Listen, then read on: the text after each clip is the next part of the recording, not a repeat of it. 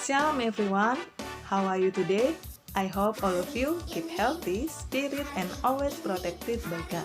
Now, before we start study, let's pray.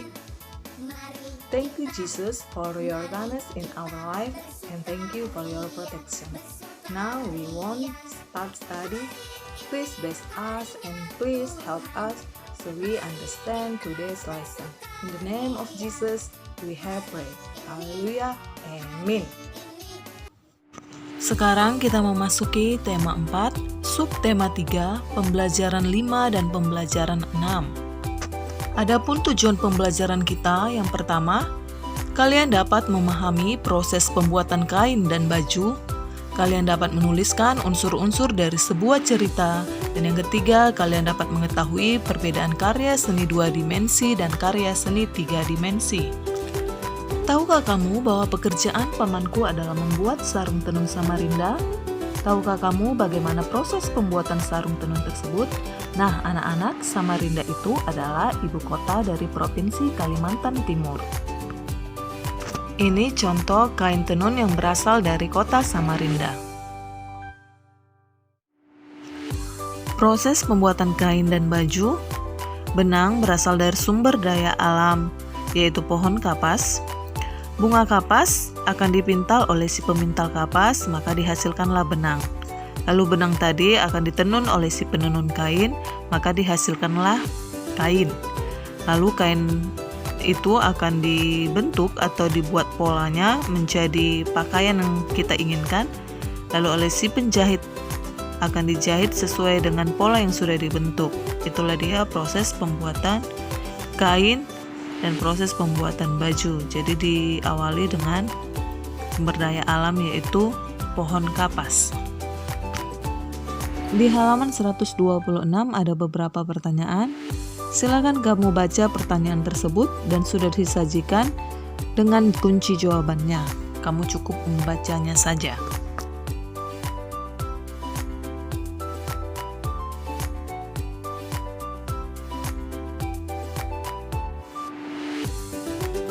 Apakah kamu masih ingat cerita tentang tupai dan ikan gabus? Ayo temukan pembelajaran berharga dalam cerita tersebut.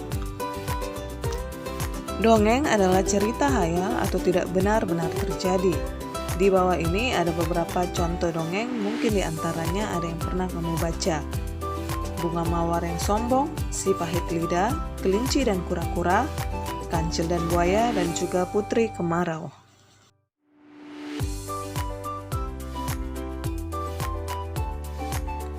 Fabel merupakan dongeng di mana tokoh ceritanya adalah hewan atau tumbuhan yang bertingkah laku seperti manusia. Contohnya, belalang dan semut, tupai dan ikan gabus, rubah dan burung bangau. Mungkin salah satu dari fabel yang ada di bawah ini sudah pernah kamu baca atau kamu dengar ceritanya. Unsur-unsur di dalam dongeng diantaranya tokoh, alur atau jalan cerita, dan yang paling penting adalah pesan moral atau amanatnya. Jadi dalam sebuah dongeng atau dalam sebuah cerita, yang paling penting yang perlu kita perhatikan adalah apa pesan moral atau amanat yang tersirat di dalam cerita tersebut. Contoh pesan moral misalnya, jangan suka berbohong, harus tolong menolong, dan jangan menjadi anak yang pemalas. Itu contoh-contoh pesan moral yang ada di dalam sebuah cerita. Setiap benda yang dipajang di ruang terbuka maupun tertutup adalah karya seni rupa.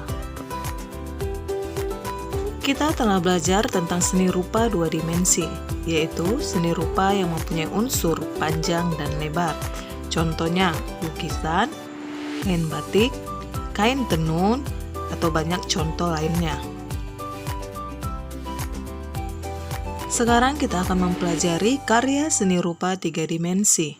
3 dimensi adalah bentuk dari benda yang memiliki panjang, lebar, dan tinggi. 3 dimensi disebut juga karya seni yang tidak dibatasi dari sisi panjang dan lebar saja, melainkan juga mencakup tinggi atau dengan bahasa lain yaitu karya seni yang mempunyai ruang. Jadi, unsur ruang inilah yang merupakan pembeda di antara karya seni 2 dimensi dan 3 dimensi. Unsur-unsur seni ada 8, yaitu titik, garis, bidang, bentuk, ruang, warna, tekstur, dan gelap terang. Titik adalah unsur paling kecil dalam pembuatan karya seni rupa. Unsur ini adalah awal mula dari pembuatan karya seni rupa.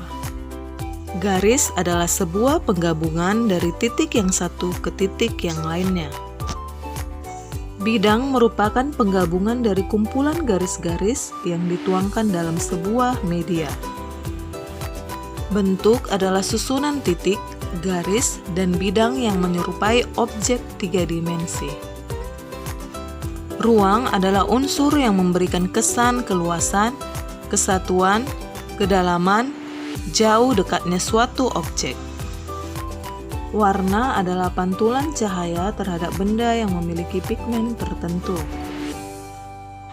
Tekstur adalah sifat atau kualitas nilai raba suatu benda, seperti benda ini terlihat kasar, halus, licin, atau berkerut. Dan terakhir, gelap terang. Gelap terang adalah unsur terpenting dalam membuat bentuk agar tampak menjadi 3 dimensi. Itu dia unsur-unsur pada seni rupa.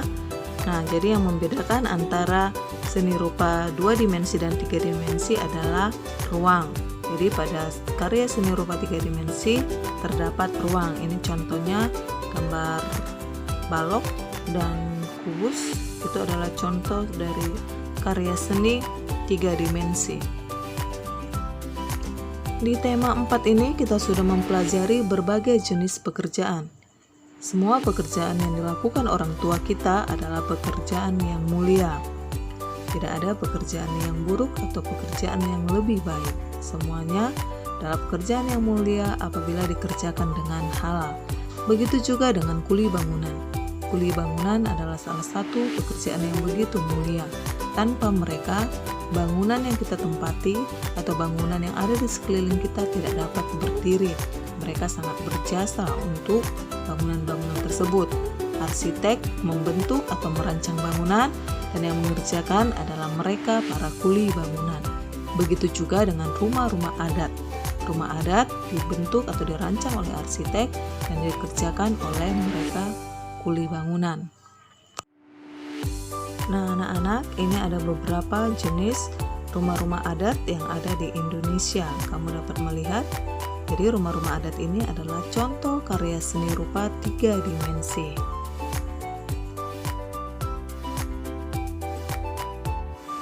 Tugas kalian adalah gambarlah salah satu rumah adat yang ada di Indonesia.